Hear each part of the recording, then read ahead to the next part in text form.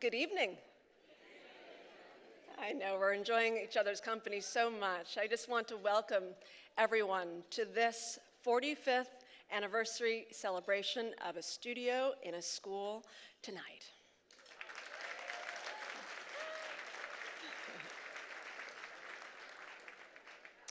What a thrill it is to be here together in person after so long to celebrate the work of this extraordinary organization. The work is on full display in the building as you've entered, as you've seen. In fact, all of the art that you've seen tonight, from the whimsical animal sculptures to the images being projected around the room to the centerpieces, are created by children in Studio in a School programs. Some just this year, and others many last year. Yeah. They are a testament to the dedication and creativity and high standards that has made this organization a leader in visual arts education. These works are also a testament to the tenacious, visionary commitment of those working at Studio in a School to the leaders of the future through what the arts do best: offer experiences that make possible the belief in the right to our dreams. My name is Sarah Elizabeth Lewis, and it's an honor to have been asked to MC this gala by everyone's angel, someone whom it's an honor to be able to call a dear friend, the extraordinary founder of Studio in a School, Agnes Gund.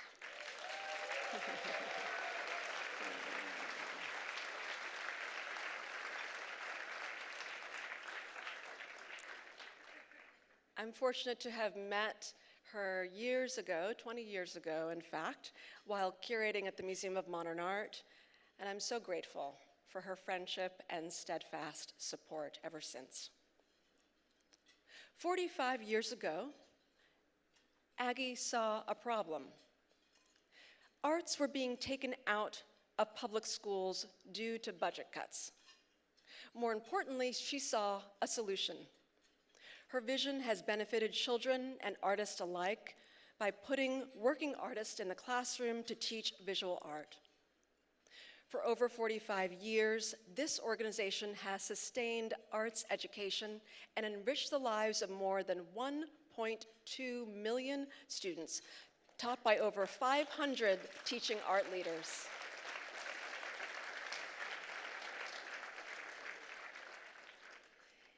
It is more than an institution that we are celebrating tonight.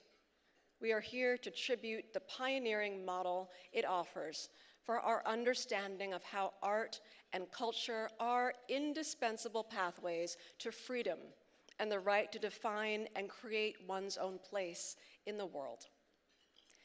It is now my honor to say a few words of tribute to introduce the founder herself. President Emerita of the Museum of Modern Art, patron, philanthropist, icon.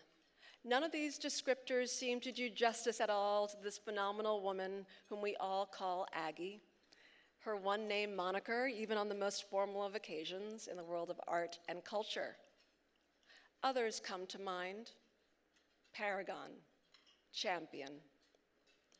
Her ethos, what unites all of her work, is to honor the role of art and culture for challenging our notion of who counts and who belongs in this society, and to ensure, as she has put it, that access to the world shaped by art is a right and not a privilege. Aggie has long seen the extraordinary and the overlooked. She sees farther, deeper than many others around her, and it has made her visionary as a collector, and as we celebrate tonight on the landmark anniversary of Studio in a School, an institution builder. Most recently, as just one example of her visionary work and spirit, she made the transformative decision to use the proceeds of $165 million from the sale of her Roy Lichtenstein 1962 painting masterpiece to create the Art for Justice fund, in partnership with the Ford Foundation and Rockefeller Philanthropy Advisors, to support criminal justice reform and arts-related programming focused on education and social justice.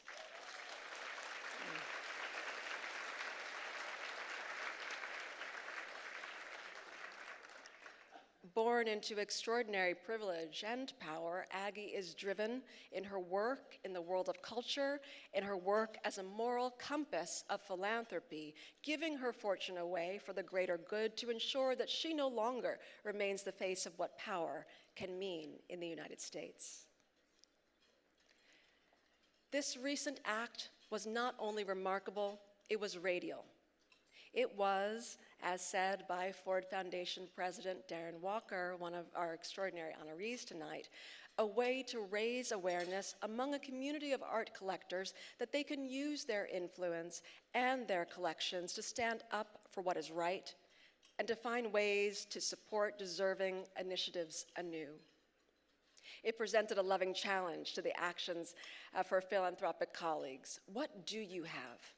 And what can you better do with it?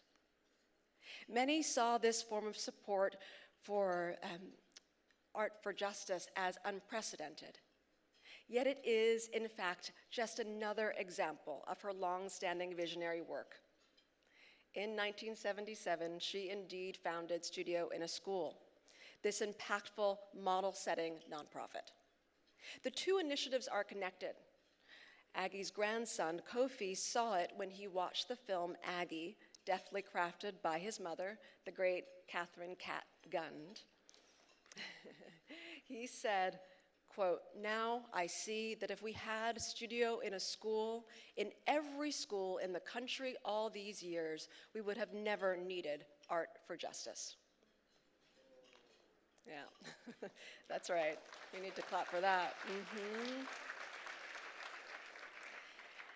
It is why tonight's gala, with honorary co-chairs here, the wonderful Sarah Aronson and William Bernard, along with Aggie, is so important to ensure that the exemplary work of this organization continues, thanks to all of your support.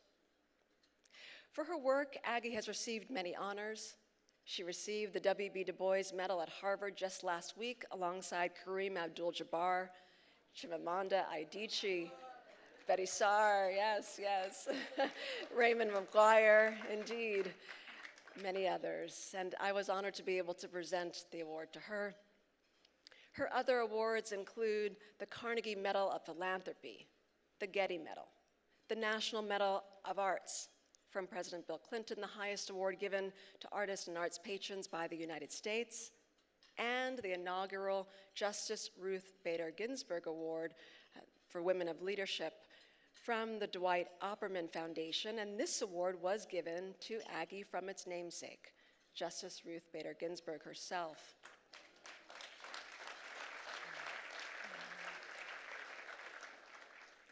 Her first words upon receiving the Du Bois Medal at Harvard, and I imagine at many other events, was not at all about herself, but about Studio in a School, and this gala in particular.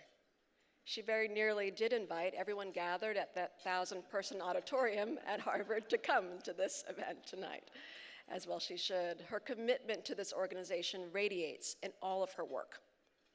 As Ann Temkin, chief curator at MoMA, has said about the impact of her cultural leadership, quote, "We are what we are, and without Aggie could not be." And I think it's true not only for the Museum of Modern Art, it is true for New York City, it is true for the United States, it's true for the world beyond art museums.